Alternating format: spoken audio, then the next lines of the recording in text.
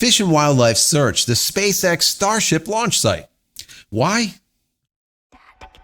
Let's go see if we can figure it out.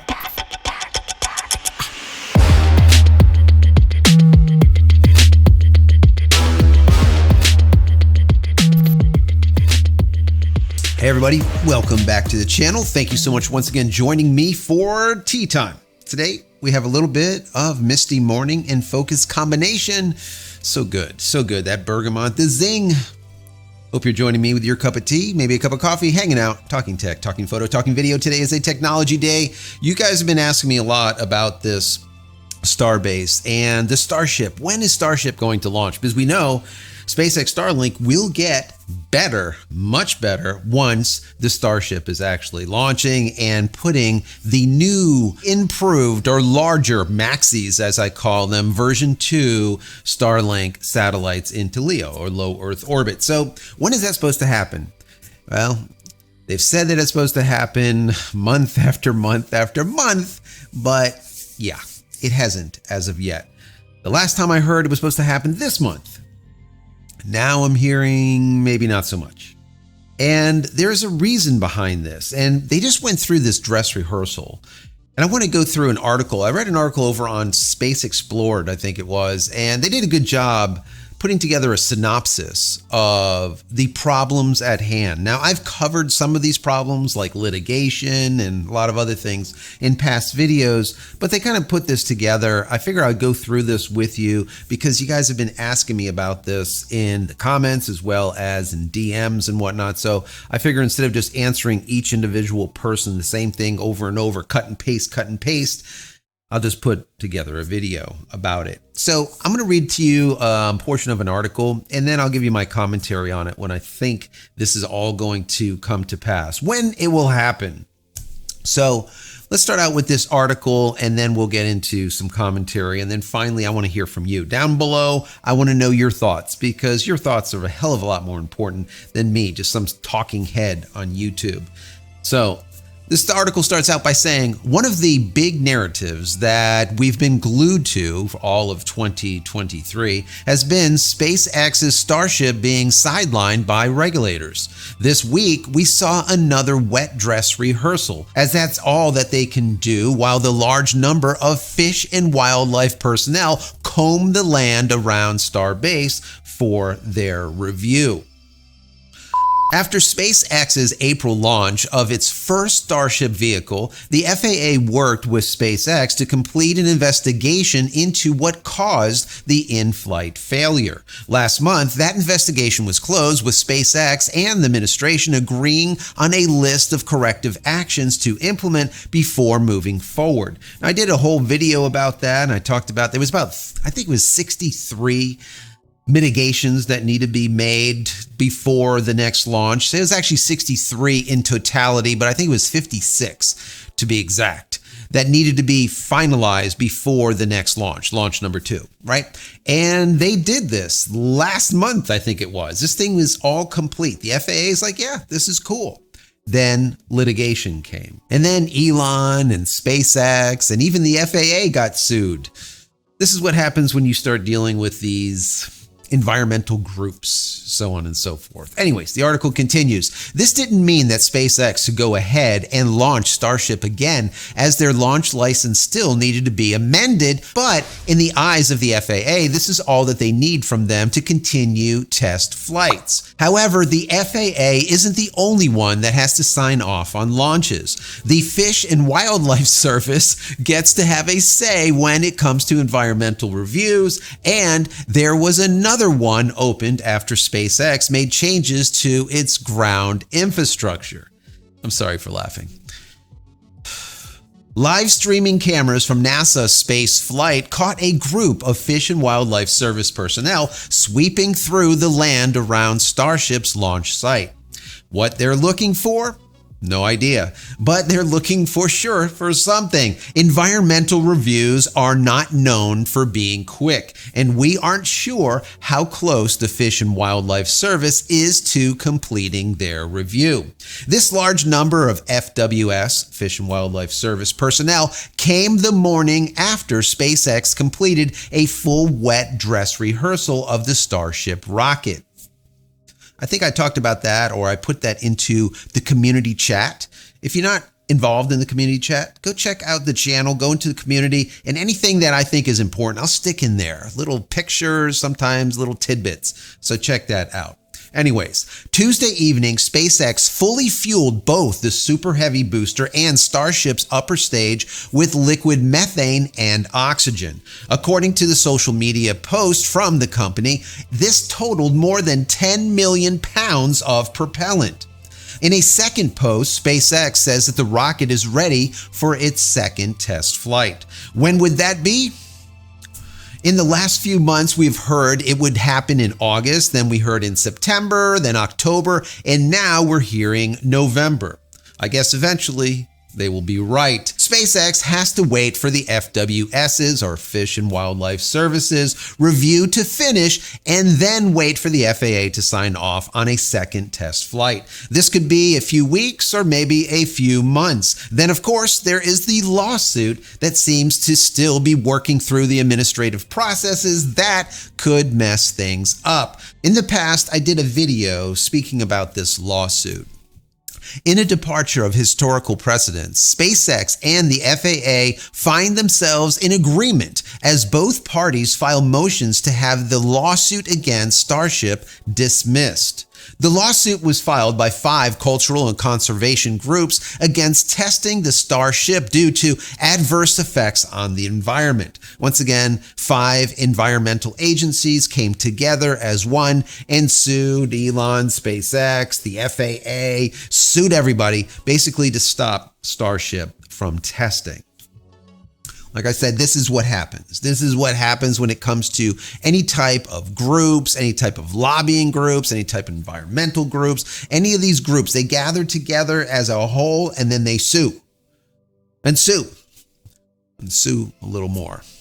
SpaceX seems to be making the most of its time that it has. Multiple new Starship vehicles and Super Heavy boosters have been produced and tested across Starbase's facility. It seems like there were up to at least Starship 31 on the manufacturing line. 31.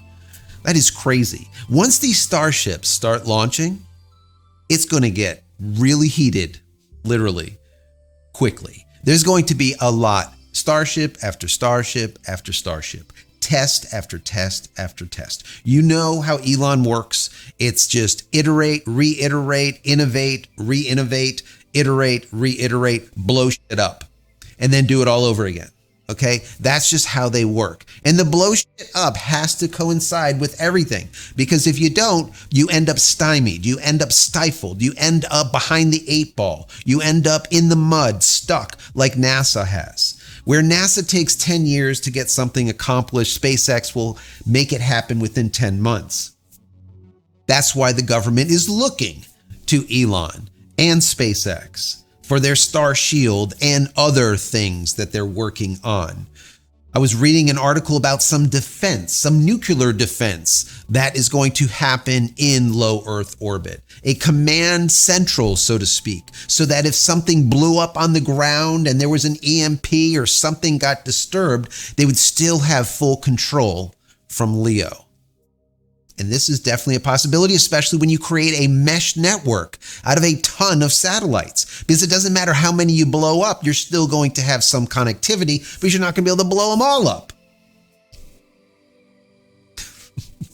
Anyway, so Elon Musk is going to keep on inventing and innovating and iterating, like I said, just continuously pushing forward. His goal is the moon and then Mars. That is it. He will not stop until he gets there. Now, what is the fish and wildlife personnel combing the lands at the Starbase around the Starship after this wet rehearsal? What are they combing? What are they looking for?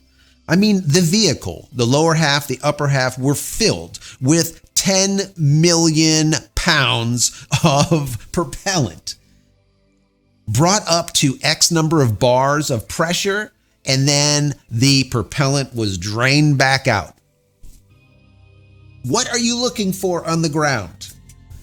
I would love to know. I mean, maybe you guys have some type of salacious information that I am not privy to. And that's why I always ask you guys down below in the comment area to let me know, because I want to learn from you. All right. I've learned so much from you guys. You guys tell me when I'm wrong, when I get stuff just completely off track. You guys will reel me back in. If there's something that you guys know, you tell me either in the comments or you DM me. I really appreciate it. So if you have any information, any additional knowledge, let us all know. But in my opinion, I think that number one, this lawsuit is just going to be squashed. All right. So forget about this environmental lawsuit. It's pretty much dead in the water. That's my opinion. Do I know that for a fact? No, but that's my opinion. Number two, I do think that this wet rehearsal that has gone through where they did fill this thing up with 10 million pounds of propellant, I do believe that at this point, they are finding that there is no problems and it is ready to go. Matter of fact, I was looking at their X site, x.com, right, Twitter, and they did actually make note or mention of that everything is ready to go. We are good. The wet rehearsal went over well. So moving forward, at this point, we are waiting for Fish and Wildlife. The little guys in the yellow coats wandering around, right? The little yellow vests looking for, I don't know what on the ground, but they're looking for something, all right? I don't know. Something dead, something out of place, a rock that doesn't need to be there, something. They're looking for something. I know they're not looking for fish in the sand.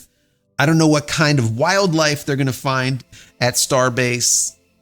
That being said, I don't know. I really don't know what they're looking for, but I hope they find it and find it soon, or find nothing and find that soon. Because just having these guys just wander around aimlessly after the wet rehearsal, it just looks so disingenuous to me. It just gets to be old after a while to see it. All right.